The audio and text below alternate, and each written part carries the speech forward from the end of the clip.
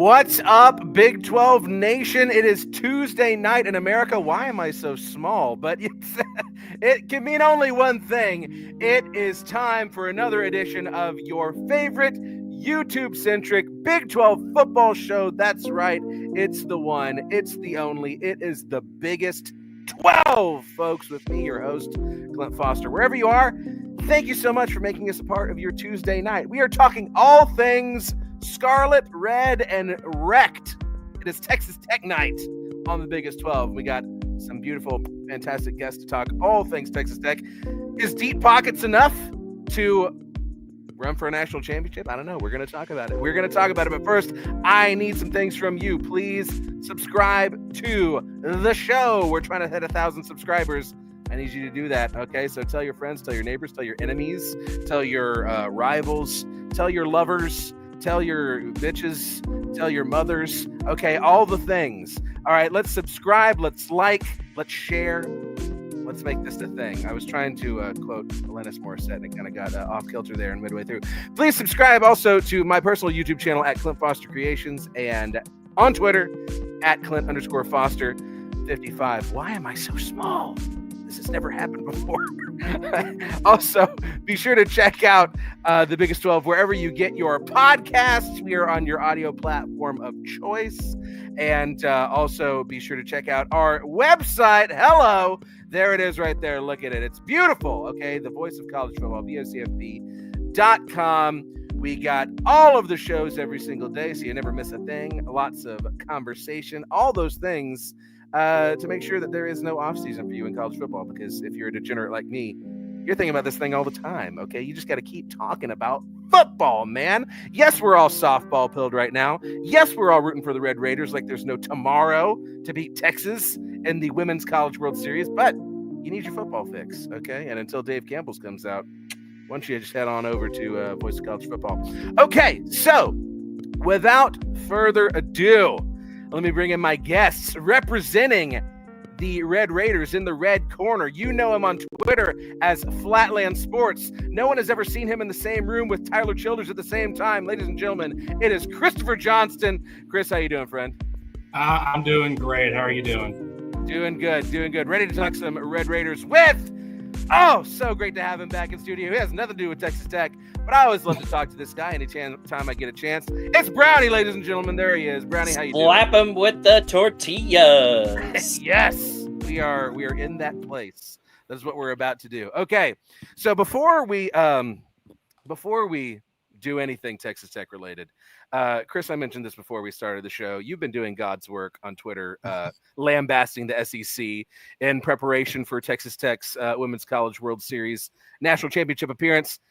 Please just take a shot across the bow at the SEC. Make us all happy on this Tuesday night. You know, the one thing I have to say about the SEC is if they would just shut up, they would be exactly what they claim to be, but they won't shut up. And now, like, it's all just out in the open. Like, everyone realizes that, you know, the Alabama Nick Saban era is over, and they're just like everyone else. So I'll probably have some more SEC digs as the show progresses, but, you know, you put me on the spot. And when everyone's super, no one is. Right. Exactly. You're just like everybody else. Okay. Also, we were talking about this, and I want to throw this out there too, because I haven't talked about it on the show yet for some reason. But the Big 12 is really just going whole hog in with WWE. I don't know if y'all out there in the internet world have seen this, that the Big 12 is increasing its partnership with the WWE. Whatever that means. Money is great, and I'm down with money and the longevity of the conference, but this doesn't make, I don't know, it doesn't make a lot of sense to me. I don't understand the reasoning why Brett Yormark is so hitched to this wagon. Gentlemen, do y'all have any thoughts on this whole WWE partnership? Well, what I was saying, like, I think WWE just has money and they're willing to hand it over right now, and that's kind of the situation the Big 12 was in. So you're not really in a position to be saying no to sponsors right now. Yeah. Also, I mean, just look at WWE and what they did. They made an entire, like, watchable sport product out of, like, pretend wrestling. Yeah. Sorry, WWE fans. I know that offends you, but I mean that's what they did. Scripted, so. Yeah. So I mean, they're masters at marketing at the end of the day, and that's exactly what the Big 12 needs. In Brownie, the give me a hot take. Oh, dude, this is going to be the greatest hot take ever. All right, we've all seen Parks and Rec, right? Oh, I love Parks and Rec. Yeah, so you know where I'm about to go with this when I say Mona Lisa Samperstein, right? Okay, yeah. Money, please. Yes. Yeah. My money. Yeah. My money. Give me my money. That's all Here it you need is. to know. I think it's a super weird partner. I don't understand who, how, what, why, but like. Now take it. hold up, because I didn't see this detail here, and this explains everything. Is the very last sentence on this post includes a week 0 show in Ireland before Farmageddon. So the whole point is just to get the entire country of Ireland out to a Big 12 game so they could watch some WWE and then stick around to watch a bunch of farmers throw things at each other. Hey, man. Let's do it. Let's lean Let into me it. throw shit, okay? Let's lean into it. We're Okay, going to be throwing corn and what else are we going to be chairs, throwing? Some wheat, definitely some Guinnesses. Yeah. Oh, lots of Guinnesses will be thrown that day. Yeah, they're dude, in glasses. They won't do it in bottles, but they'll we're going to be glasses. slamming Guinness. Somebody did tell me that one of the pubs in Ireland, like in Dublin, is currently working on getting Busch Light on tap. So if that happens, I really hope that they got more than Memphis did. It's a very different vibe than Guinness, for sure. Yeah. I really also hope that they're prepared to see like drunk Americans. Oh, yeah. That's this is just Ireland trying to figure out where all the tourists are, too. They're depending on which beer they select. Well, weren't many drunk Americans once drunk Irishmen? I mean, always. That or drunk somewhere Germans. Down the line, yeah, or drunk Germans, yes, yeah, somewhere down the line.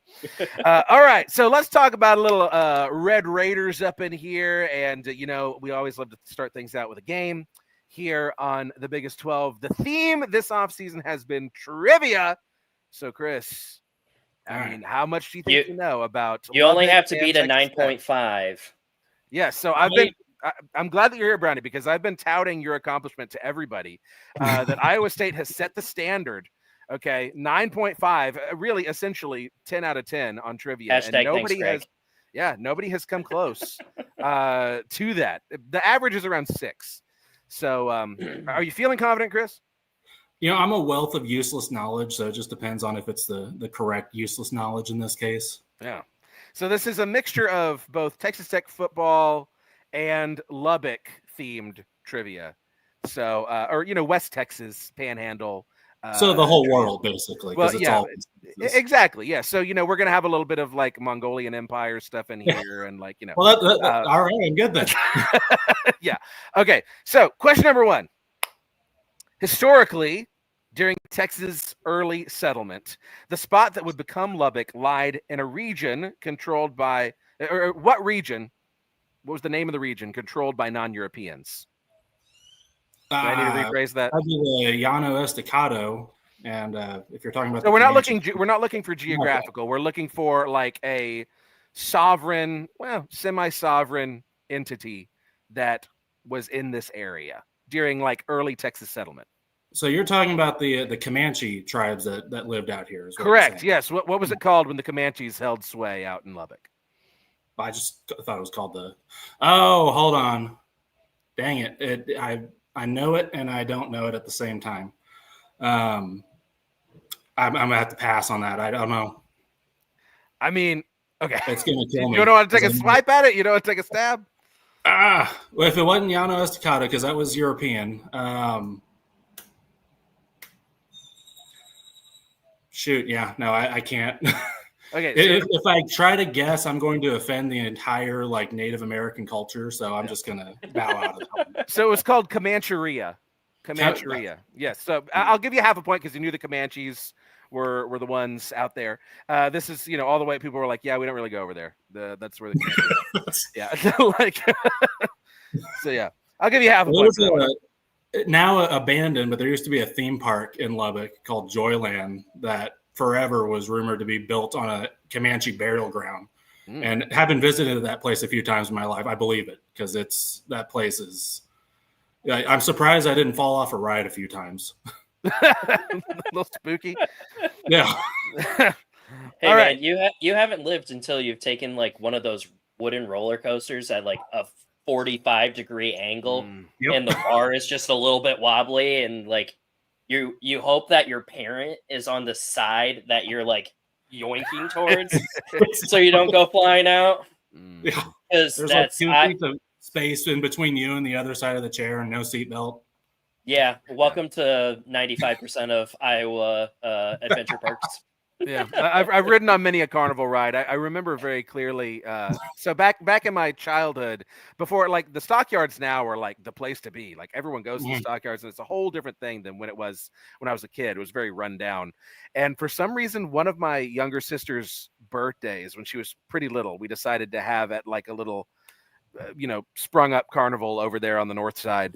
And I just very vividly remember all of those rickety rides and several children vomiting and like, just a total crap show.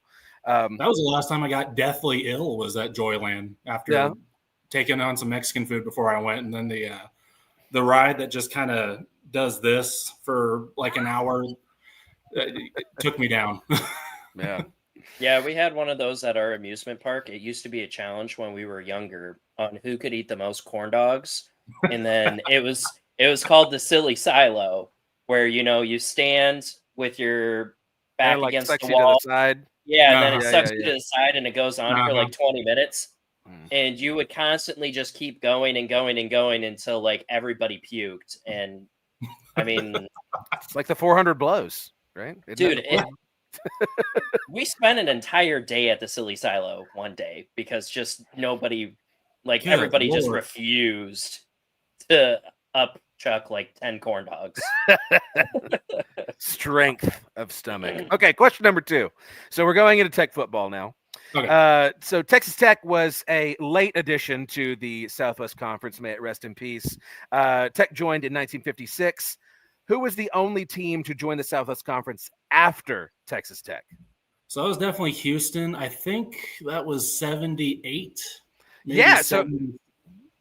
It was Houston. It was 76, but yeah, Houston is correct. So there you go. Okay. You got it. There you I've go. got one whole point now between my 2 half points. Yes, there you go. All right. So question number 3. TCU's 31-point comeback in the 2016 Alamo Bowl is tied for the biggest comeback in bowl history. Remember the Alamo Bowl this fall whenever it's wide released. So it's tied with Texas Tech, that comeback. Texas Tech also has had a 31-point comeback in a bowl game. What Texas Tech bowl victory is it tied with? That would be the 2006 Insight Bowl. Yes. Where Alex Trelica kicked the game winner in overtime. Yes, against who? Who was the Insight Bowl against? Oh, I didn't hear that. Minnesota. Minnesota, yes, very good, Chris. Look, Chris, in you're my doing great. lifetime, we played Minnesota twice and just beat the tar out of them both times in the most humiliating way possible. It's a beautiful thing. As you should against Big Ten schools. Yes. All right. One where Jason Amaro punched what's his name in the face during the game too. Well. So Texas Tech won a share of the Southwest Conference title twice, in 1976 and in 1994. When was the last time Texas Tech won an outright conference championship? I want to say it was either 73, but I think that was a shared one as well. So I'm going to say 56 when they won the Border Conference. You're excruciatingly close. It is a Border Conference win. It's 1955. I was circling it. So I'll give you half a point for that. You're pretty okay. You're pretty close. So you're back in the land of full points here. All right. It's no longer an over/under number. Yeah. And it annoys me. Exactly. Question number 5. The Masked Rider, which is the first ever mascot to involve a horse, as I recall. The Masked Rider became the official mascot during which bowl game about which one journalist said, "No team in any bowl game ever made a more sensational entrance." So that was, and this is why I got it messed up, because the game was in 56. It was the 55 season, but that same season, and it was the Gator Bowl. The Gator Bowl, yes. Where Joe Kirk Fulton led the team out on the field and blew everyone's minds. Yes. It's a pretty great entrance. Let's mince words. Don't talk to Baylor about that, because they're obsessed with their running of the freshmen. But God. it's the lamest entrance. The lamest entrance. And all let's let all the freshmen run on our football field. Not crack me up too. TCU literally lets little 2-year-old children do that. That's like our but Baylor's like the freshman, Okay. There we go. Master Rider. You can get on the field when you're intoxicated. So yeah, exactly. Nothing special there. Yeah. All right, question number 6, and I know you know this one. All right, Lubbock sits on what raised mesa that covers parts of eastern New Mexico and northwest Texas that translates to staked plains? The Llano Estacado. I was going to say the Cap Rock too, but yeah. Llano Estacado is what I was looking for. The plains estacadoed. Yes. There we go. All right. Hey, you are on Brownie's heels here. We're going to see if we can make this thing happen. All right. The Goin' Band from Raiderland got its name when it became. Shout out who? To Band 1. If you're in the Goin' Band, you know what that is. Okay. So the Goin' Band got its name when it became the first ever band to travel to an away game in 1926 with some help from Will Rogers and Eamon Carter. Where did the Goin' Band go? Oh, you might have got me on this one. Oh, no, you didn't. They went to a TCU game. Yes. Will Rogers said he wanted the people of Fort Worth to see a real Texas band play real Texas music, and I guess the TCU band didn't cut it. Yeah, we might not have had a band at the time. I don't know. But way to start some beef about band. Yeah. Literally, you will never catch a single TCU fan having any kind of band pride. That's not something that we have at TCU. In fact, I've been embarrassed by our band more than I have been. All love to anybody I know who is in the band. You want to know why? Because Iowa State is the only university in the nation that has a varsity marching band. So does that mean you have a JV marching band? We don't talk about the JV marching band. Yeah, this is one of those stories. It's kind of shocking how much crossover there is between Texas Tech and TCU. Between, Eamon Carter being this massive TCU booster who also founded Texas Tech, and then, Will Rogers being involved with both schools and Fort Worth. And it's a beautiful thing. I've always kind of seen Tech.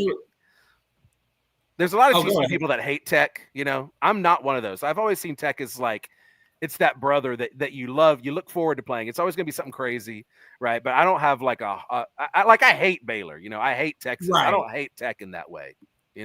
I want to see the campus of Texas A&M burned to the ground. Yeah, I want to beat TCU. I have fun with TCU. Most the sandbaggies, which is one of the most bizarre insults that I've ever heard. But whatever, that's just being.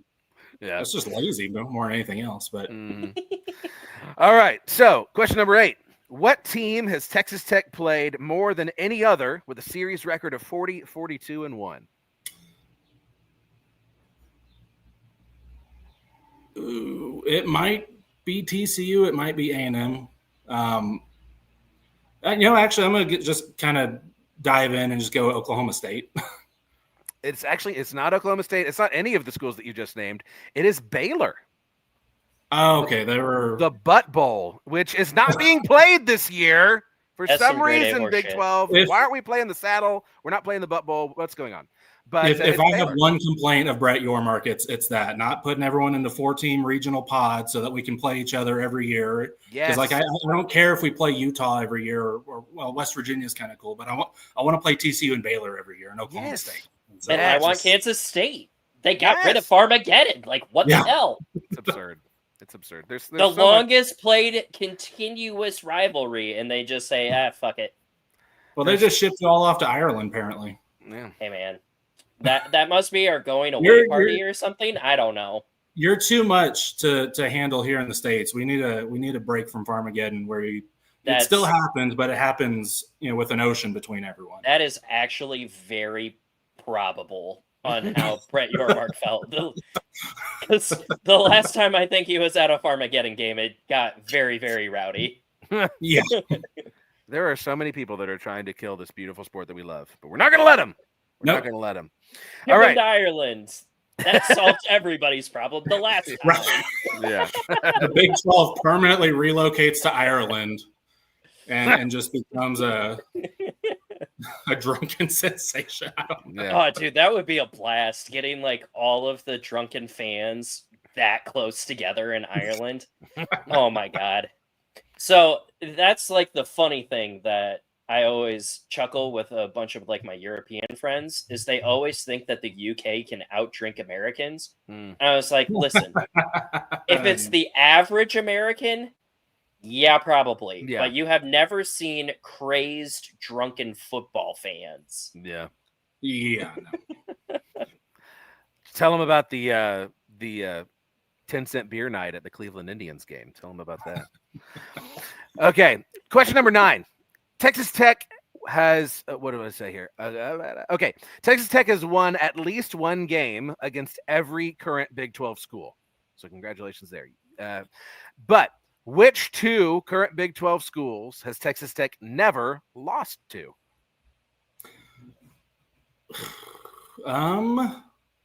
So this is one I know, and I just can't, it's on the tip of the tongue.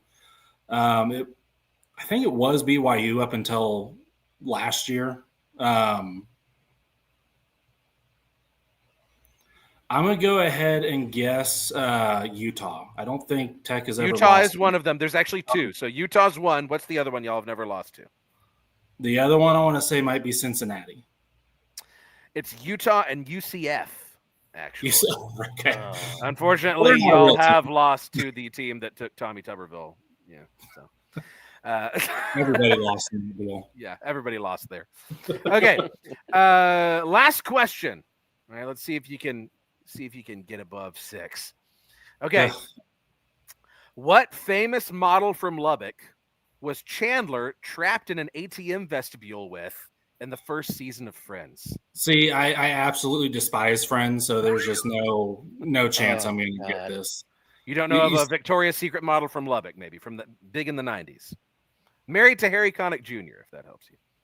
Oh, that is see, this is how much of a Lubbock nerd I am, because I know now it's completely drawn a blank, but there's a street. Glenna Goodacre's daughter was married to Harry, but I can't remember her daughter's name. Jill Goodacre, yes. Jill Goodacre. All the Friends fans said, I'm trapped in an ATM vestibule with Jill Goodacre. Yeah, there we go. So, I'll give you a point for that one. So look at that, 7.5 out of 10. Hey, C's get degrees, right, Chris? That's what got me through. So yes, me as well. There you go. Yes. And now I'm in real estate where it never mattered. Yeah. Okay. Y'all got C's? All right, I didn't know they went that high. All right, Chris. So here's the deal. The vibes are high, right? Everyone in Texas Tech, the Kool-Aid is being thrown around, the red Kool-Aid. I mean, there's a lot of people that are very high in Texas Tech because a lot of money has been spent. You got a $50 million football roster, NIL roster over there, thanks to Cody Campbell. So here's the question, and I think that we could turn this into a broader question. Is Texas Tech going about NIL the right way? Is this going to be the recipe for success? Is this going to win Texas Tech a Big 12 championship? Or have you spent a lot of money and you're not going to get the return because it doesn't work to plug and play? We've seen teams try and plug and play, and it doesn't necessarily come together. What are your thoughts? Hit us. Well, I think, first of all, if Texas Tech spends all this money and it just blows up in their faces, then we absolutely deserve the Sand Aggie name. Because that's just the story of A&M going back to, whenever they won their last championship in the 30s. So in this case, though, I think this is absolutely the way to go about it. And the reason for that is because what you see a lot of when teams just throw money at a struggling football program, they'll use it to go grab a quarterback, they'll grab a receiver, skill positions, and really where the bulk of the money has gone to has been O-line and defense. And so you've gotten a couple of really good pieces from the portal. You got Micah Hudson back, which was just a bizarre story by itself. Oh my gosh! But if I can kind of get it, I mean, you pulled in 21 kids from the portal, which is that's like a whole recruiting class by most standards. Yep. And I would say of that, all but 5 of them are offensive line and defense, and they're all 4-star, maybe high 3-star guys. And so if you're going to win football games, first of all, if you look at what has held Texas Tech back, just going all the way back to the end of the Mike Leach years, it's been poor offensive line play and poor defense. And so they're not just throwing money at the program, but they're using it to solve a very specific problem that has plagued the program for a long, long time, and just getting quality portal targets for the O-line and for the defense. Yeah, and there you're seeing some of them on the screen, or you should be. Hopefully you are. Yeah. Seeing them on the screen right there. Some of these transfers. This is the top transfer class in the Big 12. There's no doubt that there's a lot of talent here. Howard Sampson, that's one that I know a lot of TCU fans were wanting. But again, I feel like the question that a lot of people aren't asking with this is, can you take all of these disparate pieces and make a team out of them? TCU, in the season after the run to the national championship game, we had a whole new offensive line, all transfer portal guys, and they did not gel. They're starting to gel now here 2 years down the line. But is there any concern from your end, Chris, about that?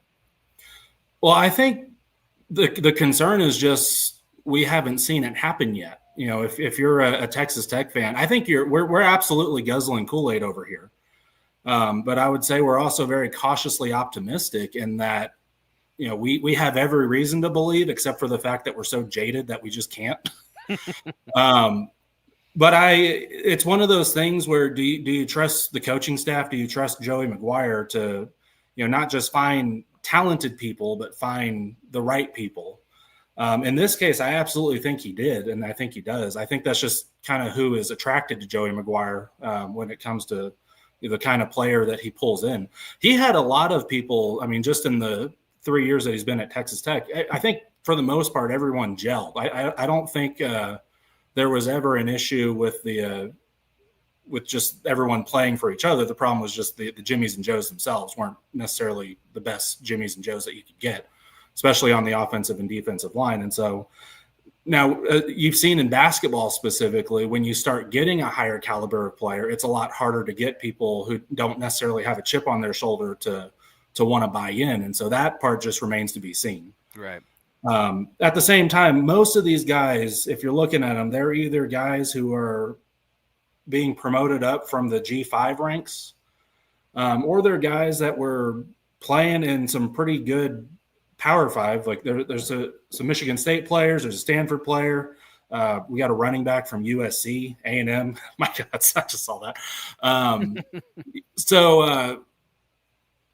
There's a lot of people who are here because they maybe weren't given the chance that they thought they should have gotten elsewhere, or they're here because they did it and maxed out everything they could possibly do at the G5 rank. And now, or are they just here because they're getting a bag?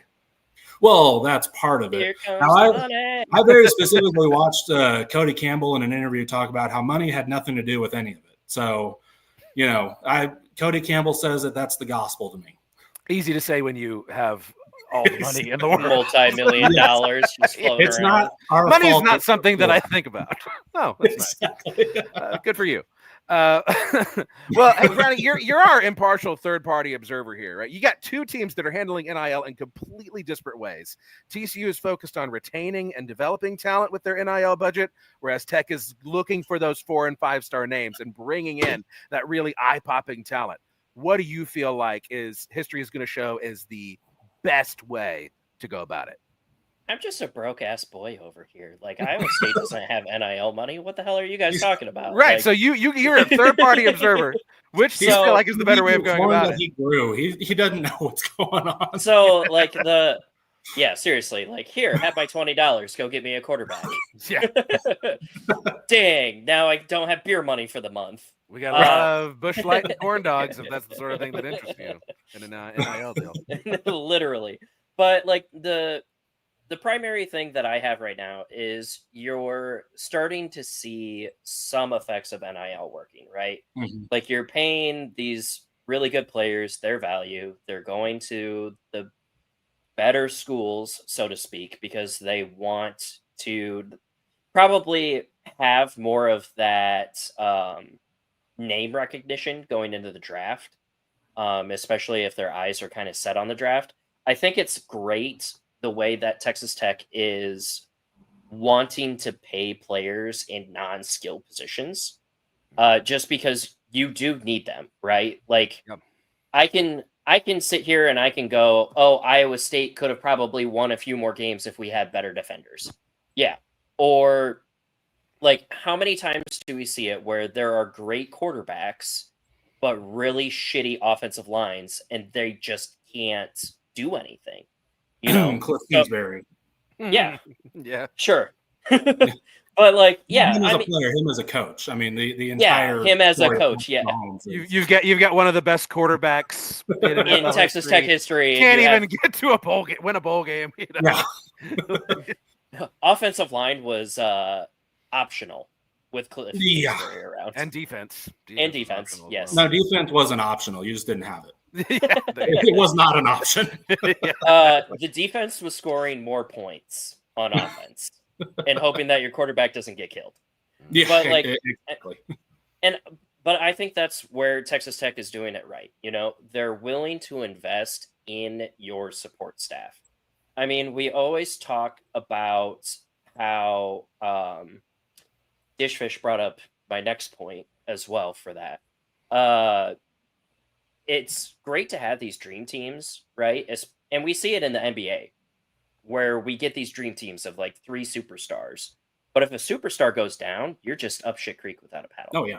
You know? So, like... But basketball and football is very much apples and oranges. Right. Well, but that was another like hallmark of the Cliff Kingsbury era is you had some...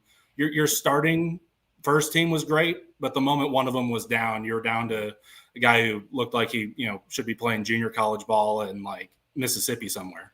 Yeah, and I mean that's kind of where Iowa State is too, like before Matt Campbell got in, he introduced the culture and we started investing more in player retention, player development. You go after the culture guys that want to be at your university first and then the money comes later. But that's just because Iowa State doesn't have money to go out and buy like a $3 to $5 million quarterback. Like we can't drop $10 million on a defense. We're lucky if we have a budget of $10 million. So from at least like my standpoint is what is the true ROI on it? Like, are you really going to be getting $50 million back for what you invested in this year? Yeah, that's a good point. Or is it $50 million over the course of the rest of all the players' career, and then you're adding additional money here and there for additional pieces to where maybe like, and I'm thinking like football contracts, where you might front load a contract and then it goes on the back end, or you heavy the back end side of it, make their salary smaller to get the additional pieces, and really worry about the Patrick Mahomes like $300 million hit like 10 years from now sort of thing. So yeah. I think it's going to be interesting for ROI. Again, apples to oranges, because I want to poke the bear. Kansas State basketball, $2 million for Coleman Hawkins. And what did that get him? Not even an invitation to the NIT. What was that a smart play? Not even close. But hey, they said, hey, give me like $5 million for this entire basketball roster and I'm going to make the Final Four. And they fell flat on their face. So ROI didn't work in their favor. So I really think that it's going to be can you get that ROI? Is it going to be something where Texas Tech, and I don't know how hot of a seat McGuire would really be in if he finished 500 or lower, but it's really like, is Texas Tech looking at an 8-win or higher as like the floor? And then what is the adjustment if you don't hit that floor? Yeah, see, I don't think it's a matter of. I don't think 500 is really something that people. I mean, it's the Big 12. Anything could happen, right? Yeah. That could happen. But I think the question is, because I feel like if I'm a Texas Tech fan with all the hype, if it's an 8-win season, I'm pissed, right? Because you spent $50 million on a roster. I feel like it's like you are wanting to win now. I mean, is that wrong, Chris? I don't know if pissed is the right word. It kind of depends on where those 8 wins came from, but you definitely are disappointed. You're definitely there's some games that you really, really blew. If you end the season going 8-4, I would say that 8 is the absolute floor. I think you're really looking to have a 9-3, 10-2 kind of year. I mean, really, you with what they've put into this roster. I mean, if you don't at least go to a Big 12 championship this year, you've just blown a major opportunity, because part of the reason that they've invested into this year specifically is because with the house settlement coming up, I mean, the NIL landscape is going to change again. So this might be the only time you get to just, let Cody Campbell just open his wallet and let the floodgates open. And so put Dish's comment back up too. This one? The facilities. Oh yeah, this one. Because like, this is the huge thing that I was talking to somebody, and to add with like Chris's point, you're going to be pissed because your ROI is expected this year, right? Mm-hmm. But once that house settlement comes in and you are capped, it's no longer going to be a race on NIL. It's going to be a race on your facilities, because players will all over again. Yeah, you're going to want to have the nicer facilities, the nicer locker room, the nicer resources.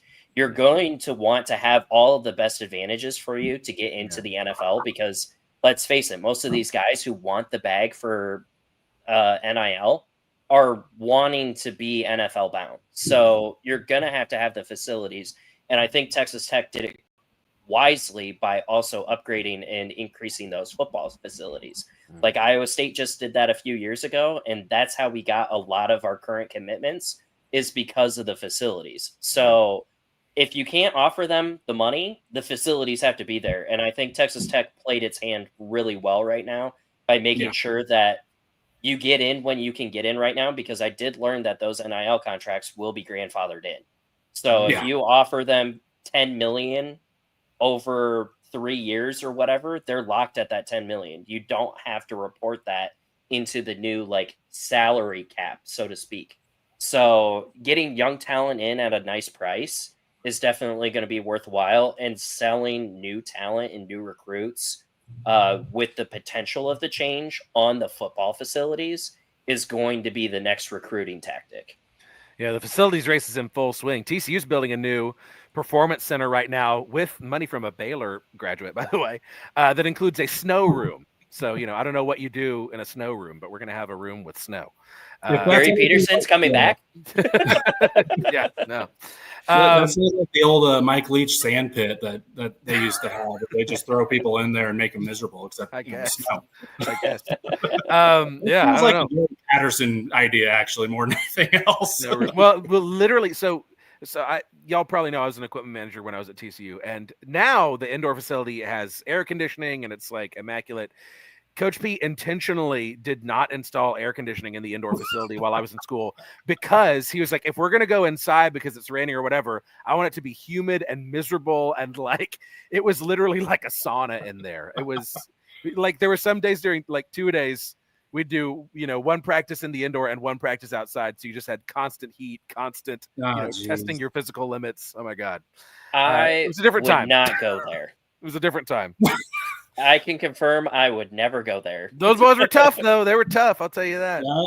Different time, because you could just lock them in, and you're in the Mountain West at that time, and nowadays with the transfer portal, that lasts maybe 5 minutes before players are out the door. No way. There's no way. Oh yeah. Oh hey, by the way, our training facility, no AC. Yep. Nope. I'm out of here.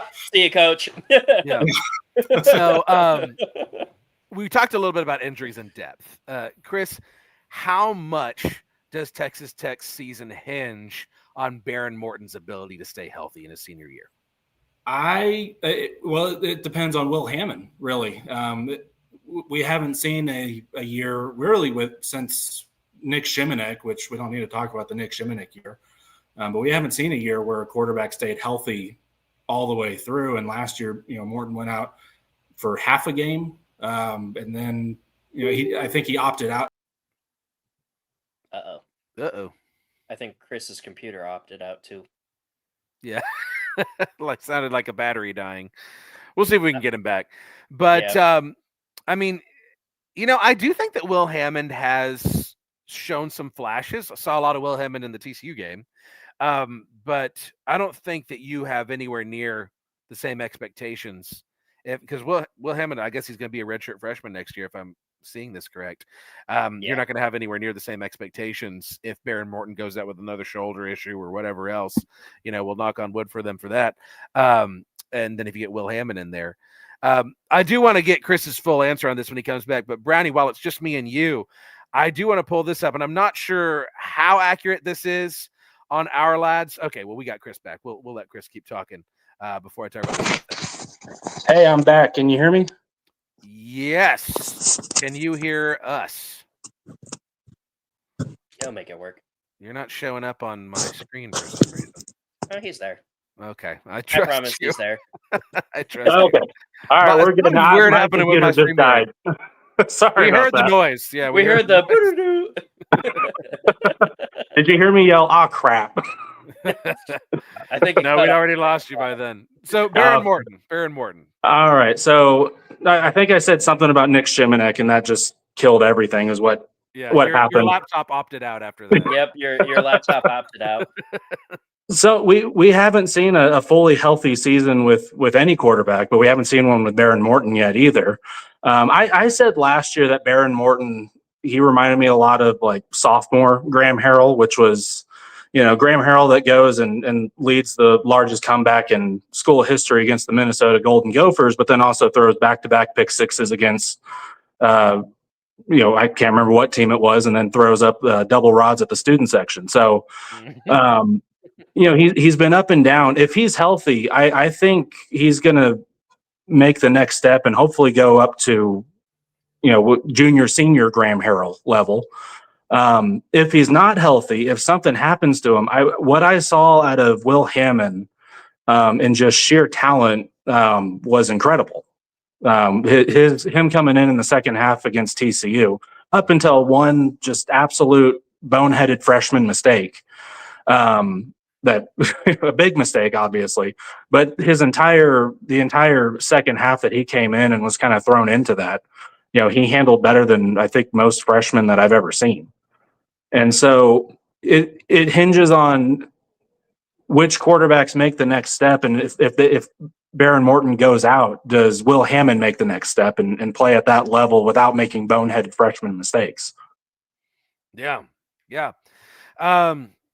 Well, the next thing I wanted to talk about, and what I was saying to Brownie is I don't know exactly how accurate this is because it's from our lads, but this is a projected depth chart. And you're looking here at the defense, and it is 1, 2, 3, 4, 5, 6 members of the defense directly out of the transfer portal. Yeah. What are you expecting from the defense this year?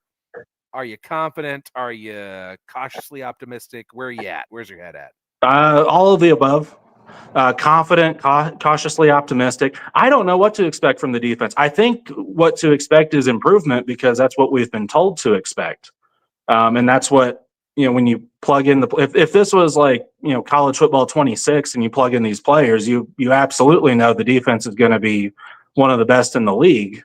But it's not. You don't know how they're going to gel. You don't know which guys are going to pan out. You don't know which guy is going to have a bad roommate and decide to go to A&M for half a semester and then come back later. So, I mean, I feel confident because at this point I've been given nothing or no reason not to trust Joey McGuire's judgment when it comes to personnel. And so, I believe it's going to be a completely different defense. And then you throw in that there's a brand new defensive coordinator at the same time as well. I think, I would almost tell you that the coordinator might affect the defensive play more than anything else. Because I think see, all my notes are gone now because my laptop died. What is his name? Shale Wood from Houston. I think his system gels with new guys a lot better than what Tim DeRuyter's did. I think Tim DeRuyter kind of had the Gary Patterson, not exactly the same scheme, but just kind of, we're going to try to do everything we can to outsmart you. Whereas Shale Wood's whole scheme is based on, you're going to run 3 to 5 sets and you're going to run them flawlessly, and they're just going to have to beat you because you don't make mistakes. Kind of like the Kansas State defense of the last 50 years. And so when you're bringing in a bunch of new guys and they're having to learn playbooks and learn positions, Shale Wood's defense is going to make a much bigger impact than what Tim DeRuyter's did, because people are just going to struggle. You saw last year, I think it was the TCU game, you gave TCU 21 points off of just blown coverages. The team played hard. They tackled well. They were athletic, but there were times where they just didn't know where they're supposed to be standing. And I think with Shale Wood, you eliminate that issue. And so after that, it just becomes, can these guys play at a high level? Yeah, and I think the huge thing too for a lot of teams that go heavy in the transfers is you really want to dummy down originally your defensive playbook. You're talking basic cover 2, basic cover 4s, basic cover 3s, maybe a couple of different specialty blitzes. But if you pull up that projected roster again, the key players, and Chris can probably talk a little bit better about them on that specific list. Your number 1 right there at the will linebacker, which I think he actually played more Mike last year, is Jacob Rodriguez. So he is, like, from what I remember looking him up, doing research, and he was actually the defensive player to watch for the Iowa State game last year, is this dude was leading Big 12 solo tackles. He was leading the Big 12 in assisted tackles. He was leading most, like, defensive breakups for linebackers in the Big 12, which when you're playing a 3-3-5 and you got some linebacker running around like he's a spare safety or something, like, that is ultra important. And with him being like that super senior player, and you have Ben Roberts coming back, and you still have Chapman Lewis, I think that those 3 specific players are what's going to probably hold that defense together. Just because, and when I'm looking at this, it looks like you still have your linebacker core, and really all your rotating and transitioning is a defensive line. Yeah, it's the entire defensive line, Yeah, so defensive line, I can't really speak to them because I never played D-line, but it seems pretty straightforward. You're either stinting, hitting a gap, or you're trying to swim it off of like a double block or something like that. The corner and that strong safety or star safety are probably going to be the ones that are going to have to learn the coverages the best, especially if they did not come from a 3-3-5 system, because not only are you having to worry about that pass block, but you are the run coverage. Like, you don't have a linebacker saving your ass when you're going that direction. You are the linebacker.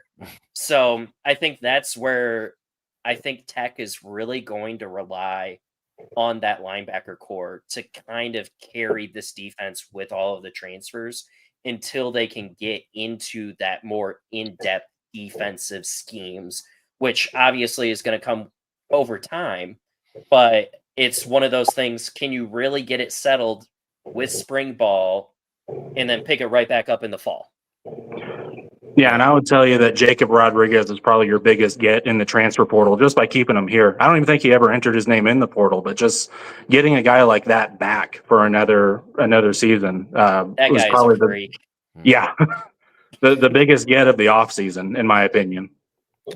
Well, I got one more personnel question for you, Chris, before we look at the schedule, and that is, how on earth do you replace Taj Brooks? With the guy from USC, which again, my notes are all gone, so I have no idea what his name. What is his name? Let me pull that back up again. Quentin Joyner. Quentin Joyner. Yeah. He's almost, and just I watched a little bit of him at USC. He's almost a carbon copy of Taj Brooks, just in his play style. Maybe I think Taj Brooks had the ability to kind of barrel through people, whereas Quentin Joyner is he's just slippery. He breaks tackles like no other.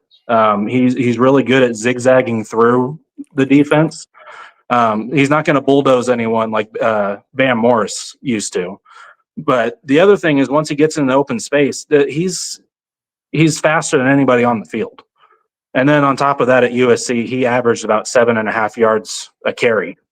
And so if he comes to Texas Tech, and if you have a much better offensive line, and he's able to do just even anywhere close to what he was doing at USC, then the question's answered. Taj Brooks is really hard.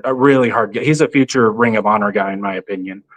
And I don't think you'll ever completely replace him, but I think you can get some good things out of your run game with Quentin Joyner regardless. Also, a very interesting stat, because I was also interested in Quentin Joyner. He does far better offensively at home than he does on the road. So if you have more home games, probably going to be higher production. He averages 8.5 yards per carry at home with 3 touchdowns and having multiple 50-plus yard runs. However, away, he only averages 6.1 yards per carry, no touchdowns, and his longest run was 21 yards. So I definitely think that he might be a potential feed off of the crowd type of back as well, which goes great for you guys. Yep. 7 home games in 2025. I mean, you can't, and 5 yards a carry on the road is nothing to turn your nose at. No. It's still good. That's Well, we're going to look at that schedule in just a moment, but first, a quick word from Mark. You can make a difference here at the Voice of College Football. Use the Amazon link. Financially contribute to the Voice of College Football without spending a penny. Same shopping experience. It's easy. Go to any video on any channel. Go to the description section and grab the link right next to the capital letters that say Amazon. Use that link, and Amazon will instantaneously convert to your account, settings, history, everything intact, just like whatever link you use right now. No difference. Pay no attention to the product that you see right there. Just go search what you want. Don't forget the Amazon link. Thank you for your support. Sincerely, the Voice of College Football. By the way, this just in, Matt Campbell apparently being rumored for the open Knicks job. So, yeah, the rumor mill continues to spin. All right. Did Gambling Gachos report on that already? Okay. If not, I got the Photoshop ready. Yeah. So let's check out this schedule. As you said, Chris, 7 home games. 1, 2, 3, 4, 5, 6, 7. You gotta love that. You also gotta love playing Oregon State instead of Oregon, for whatever that's worth.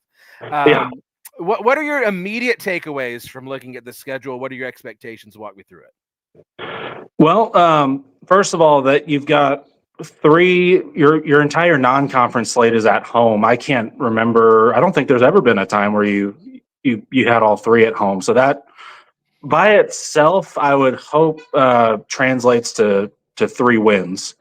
Oregon State was tricky last year, or no, that was Washington State. They're both the same school. It's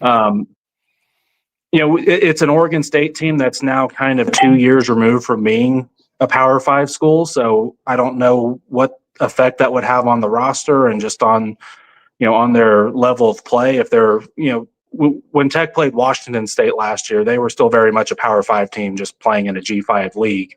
Oregon State might be more of a G5 team playing in a G5 league now. So I think you go 3-0 to start out. Now I'm physically incapable of picking against Tech in a single game, so bear with me.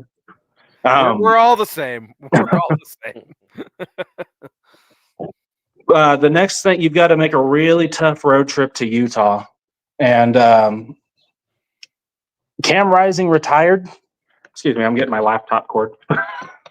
Cam Rising retired. I don't know who they're going to trot out at Utah anymore. If they're the Utah of last year, I think regardless, Tech goes in there and wins, but that's still a hard road game to have right out of the gate. And nobody knows what Utah is going to look like this year. So that one I'm going to put in the win column. That one is one that I think I might be a little bit more concerned about than any other game on the schedule. At Houston, another team that I think is going to be much improved from last year, like a lot, way improved from last year. And you got to play them on the road. Now, the good thing about them is you're getting them in October as opposed to usually Tech gets them in early September when it's about 100 degrees and humid out there. So the weather may not be as much of a factor as it used to be. But 2 tough road games right out of the gate. Then you're back home against Kansas. I'm going to go ahead and say that's a win. I think last year kind of showed that Kansas is, they had a good season. I don't think they're going to maintain success. I think they're going to be better than what they were, in the 2010s. But I don't think they're going to be a team that's really regularly competing for Big 12 championships anymore. So at Arizona State, they won the Big 12 last year. They were an overtime away and a bogus targeting call away from winning a game against Texas in the college football playoff. They don't have Cam Scatterbo anymore. They're going to be a completely different team again, but you have to believe, you have to believe the culture is never going to change there. And I don't know what mind games their coach is playing, putting out that he thinks Texas Tech is going to win the Big 12. So that's just he's got some voodoo something going on there. That said, if Texas Tech is the team that we think they are, I think that's a game. I think every single game on this schedule is winnable. That's definitely. I think that's a game that may decide who's really in the hunt for the Big 12 title. Oklahoma State at home is next. I'm kind of surprised Mike Gundy's still around. I don't know what your takes on that is. Well, the vibes are high in Stillwater. They're about next year. Yeah, and usually Something's they're in the water, right. and it's probably drugs. Lots and lots There's of no meth. reason why you should be high. No. Mike Gundy kind of discovered the transfer portal, I think, finally in the last offseason. So I think they'll be closer to what Oklahoma State usually is. You do get them at home. That's a big difference. You get them late in the season, at the end of October, which means they'll either be rolling or they'll be defeated. And so it remains to be seen on that game. That could be just a instant automatic win for Texas Tech. That could also be another game that decides the outcome of the Big 12. Then November 1st, you go to Kansas State, which the last time Tech beat Kansas State was 2015 at home in Lubbock with Patrick Mahomes. Gosh, I can't even remember the last time they beat Kansas State on the road. I think it might have been in the Mike Leach era. I don't think Cliff or Tommy Tuberville ever got a win against them anywhere. So, and that's a team that they have a very high floor. Mm-hmm. And so the schedule gets really, really tough for you once you hit November. Yep. Once you hit October. That 4-game stretch there from Arizona State to BYU is a very tough 4-game stretch. And if you look at Joey McGuire's history at Texas Tech, October's historically his worst month. October, I think they average 1-3 in 3 years, and so if you're going to get over the hump, then you have to win at least 3 of these games. If you're really the team that you think you are, and you're going to take the next step forward, this is the most critical run of the entire season.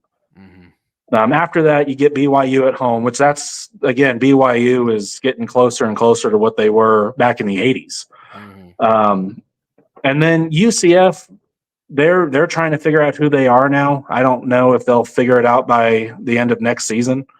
I definitely think that one's going to go down as a win, and West Virginia will be breaking in a brand new head coach. It'll still be a tough game on the road, and you never know what a new coach is going to do his first season. It's gonna be cold, probably. It's Yeah, Rich and Rod. He's going to be bringing back that option veer crap. yeah, and assuming the players don't all hate him because he won't let them on TikTok. So, Hey, at least that head coach knows what TikTok is. Matt Campbell doesn't know anything about social media. Matt Campbell doesn't even know his own password to his phone. No. Does he have a phone, or does he have like a flip phone and just never locks it? No, his assistant is the one that actually has his phone. Okay. Fun fact for you, don't call Matt Campbell. Yeah, unless you want to talk to his assistant. Yes. And she'll talk to you all day. Yes. Yeah, I mean, so like we said, that 4-game stretch is pretty tough, but overall, this is a pretty favorable schedule for Texas Tech. I mean, you can't go wrong with 7 home games. I feel like I'm thinking if Tech doesn't win 9 wins, I'm like, what the hell happened? You know, that's where I think 9 wins is your floor. I'm totally drinking the Kool-Aid right now. I think 9 wins is the floor. Yeah, if you guys make it out of October against at Arizona State and beating Okie State, no matter what Okie State looks like, yeah, I think you guys are in a very solid position. I think Kansas State, like in Manhattan, like when I'm looking at that entire list, I think that's the hardest game for you guys. That's the Manhattan game. And that would be a second to Arizona State and then West Virginia. The caveat with the BYU is we still don't know what's going on with Retzlaff because he had the allegations. I forgot about that. Yeah, he has the allegations. The university has kept quiet. Retzlaff still says that he's part of the team. The football program and the AD still say that he's part of the team. The president is like, well, you already heard statements from his attorney and all these other people that he's still part of the team and he's still practicing. But it's really, are there going to be actual allegations? Is he actually going to be charged with something? Is it going to happen during the football season? And how is BYU going to handle that pressure? Because if you don't have to play against Retzlaff, I mean, you guys are looking at a 10-2 easy peasy lemon squeezy. Mm-hmm. Well, it'd be the most Texas Tech thing ever, though, to get BYU without Retzlaff, and then the freshman who comes in is like the next Heisman. Yeah, or you guys play Retzlaff, lose to Retzlaff, and then the next week he gets banned from the team. That's exactly. Because that would also be Iowa State luck right there. Yeah. Texas Tech luck is they make you think everything's okay, and then they pull the rug out from under you. Whereas Iowa State, they just beat you to the ground. Yeah, they pull the rug from under you, but then they roll it up and start beating the crap out of you with the rug. They're like, "Oh, you thought that was bad? Here, have some more." But I think 9-3 is the floor. I'm going to go ahead and throw out the prediction of that Tech wins the Big 12 this year. Okay, so that was going to be my question. Who is Tech playing in Arlington? I think the Big 12 is too unpredictable for Arizona State to make it back. If I had to circle one team, I'm going to go ahead and say it's probably Kansas State for no reason other than they just seem to find their way in there every couple of years, and that last year was the year they weren't in there. So, yeah. I've been saying week after week that I've been, doing the sleeper pick and calling a TCU Baylor Big 12 championship. But you know what? After looking at y'all's schedule, I think it's going to be TCU Texas Tech. And that's going to be a barn burner. Families would be fed and buildings would be burned. Yes. And it's going to be some double overtime nonsense. Oh, ball bounces off of someone's helmet and, then a possum gets loose on the field and Sonny Dykes will throw a chair. And it's going to be cinema. And the WWE is going to be there. Stone Cold Steve Austin's going to throw beers at people. Right. Because they'll be there. Yeah. Yeah. One beer, 2 beers, and a Bloody Mary. Yes. There we go. All right. So, gentlemen, thank you so much for coming for Texas Tech Night. Tell the people where they can find you. Well, that's at Flatland Sports, at Flatland _sports on Twitter, X. I'm like I said, I'm a wealth of useless knowledge, so I'm there for you. And I'm a realtor in Lubbock if you ever need a realtor, so give me a call. Call my man. Brownie, where are they going to find you? Actually went through a rebranding on Twitter or X. Yeah. So instead of at Who's Your Burner, you can actually find me at WRNL Brownie, which is the exact same handle that I have on Blue Sky and other social media apps. You can also find all my lovely content on widerightnattylight.com or join the Wide Right Natty Light Discord, and there is a link to that on our X page. And you can find me at Clint_Foster55 on Twitter and at Clint Foster Creations on YouTube. And here every Tuesday night, subscribe to the show at Big 12 BOCFB. There it is right there. Come on, get us to 1,000. We need your help to do it. Please get us over that hump. We want to make this thing a movement, okay? We are off next week. I will actually be out of the country. All right. But in 2 weeks from tonight, we will come back most likely with Kansas night. So be on the lookout for that. Until then, I love you. I hope your team wins and go Big 12. Death to the SEC. Death to the SEC indeed.